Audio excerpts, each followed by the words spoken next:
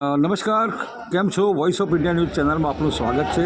પાલનપુરમાં મહિલાના હત્યાનો મામલો. પરિવારે આરોપીઓને કડક સજા કરવાની કરી માંગ. 15 વર્ષથી ઘરકામ કરતી મહિલા રેખા રાઠોડે વિશ્વાસઘાત કરીને હત્યા કરી હોવાનો પરિવારનો મોટો આક્ષેપ. મૃતક મહિલાના સંતાન સોનાના દાગીના અને રૂપિયા પરત ન આપવાને લઈને હત્યાનું કાવતરું ઘડાયું હતું. પાલનપુર પશ્ચિમ પોલીસે મથકમાં ફરિયાદ નોંધાઈ તમામ આરોપીઓ તાત્કાલિક ઝડપી લેવાય તેવી પરિવારની માંગ છે.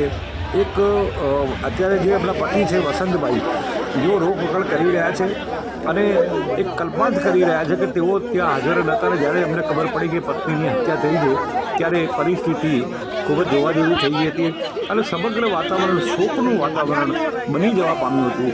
અને અત્યારે આપ દ્રશ્યોમાં જોઈ રહ્યા છો કે વસંત આકેડીવાળા જે મૃતકના પતિ છે તેમને ખૂબ જ આઘાત લાગ્યો છે અને અત્યારે પરિવારજનો તેમને સાંત્વના આપી રહ્યા છે. તેમના પરિવારજનો એકબીજાને મળી રહ્યા છે અને એમને સાંત્વના આપી રહ્યા છે, કારણ કે આ હત્યા જે એમના ભાઈ શું કહે છે સાંભળો. મારા નાના ભાઈના પત્ની શાંતિબેન એ 22 તારીખે રાત્રિના 8 વાગ્યાથી બજારમાં બાળકો માટે નાસ્તો લેવા ગયેલા. એના પછી એ પરત ના આવતા મારા ભાઈના બાળકોએ એની માસીને ફોન કર્યો કે હજુ સુધી કેમ નથી આવ્યા.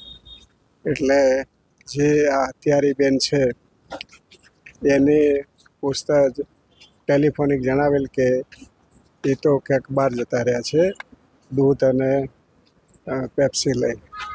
એટલે હવે ખબર નહીં. પછી મેં એને રાત્રે કીધું કે તું તાત્કાલિક આવે, તારા ત્યાંથી આ ગુમ થયા છે તો કંઈક હોય તો કે આપણે બધા ભેગા રહી તપાસ કરીએ.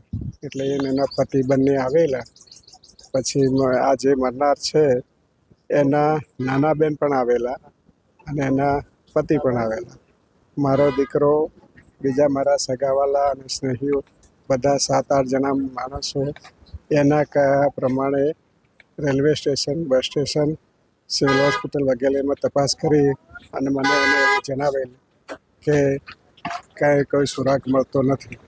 એટલા માટે બીજા દિવસે ફરીથી અમોએ મારો ભાઈ થાઈલેન્ડમાં હોવાથી એને મેં જાણ કરતા એને કહ્યું કે ભાઈ હાલ ગુમસુદાની આપી દો ફરિયાદ.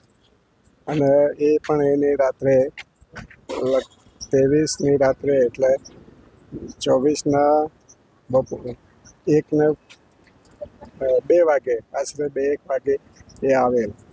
અને પછી બીજા દિવસે અમે સીસીટીવી ફૂટેજને એ બધું જોવડાવ્યું અને પછી અમને આ બધું પોલીસની તપાસ કરતાં, પૂછા કરતાં એવું લાગ્યું કે કંઈક આમાં અઘટિત બનાવ બનેલો છે. એટલે એને પછી શંકાના દાયરામાં લઈને પોલીસે એની સઘન પૂછપરછ કરતાં એને પોતે જે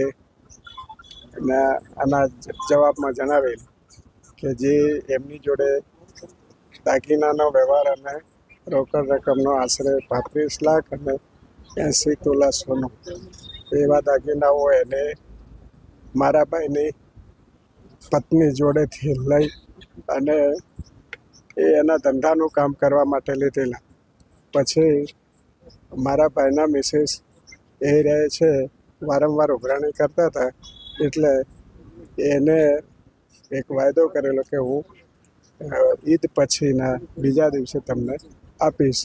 એટલે આને જે એના જે ફર્નિચરની દુકાન, ટેન્ટમાં જે દુકાન છે ત્યાં લઈ ગયેલા અને પછી એને આ રીતનું કૃત્ય કરેલું.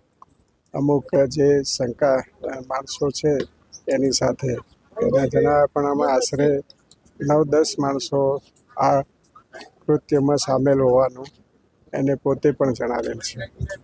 અને આજ પછી ફરીથી પોલીસે એની સઘન તપાસ કરતાં એને જણાવેલ કે કઈ કઈ જગ્યાએ કેવી રીતે એની હત્યા કરેલી અને હત્યાના પુરાવાનો નાશ કરવા માટે એને સદરબાઈની લાશને એને બીજી જગ્યાએ જઈ બાળવાનો પ્રયાસ કરેલો પછી કોથળામાં પૂરી લાવી અને પાલનપુર હાઈવે વિકાસ સ્ટાફે જે છે ત્યાં એના ગટરની અંદર એનો નાખી દીધો અને એ રીએ જે છે આરોપી એ રી સતત અમારી જોડે જ ભેગી રહી અમને ગુમરાહ કરતી હતી. એટલે મારી સરકારશ્રીને નમ્ર અરજ છે કે અમને ન્યાય અપાવે.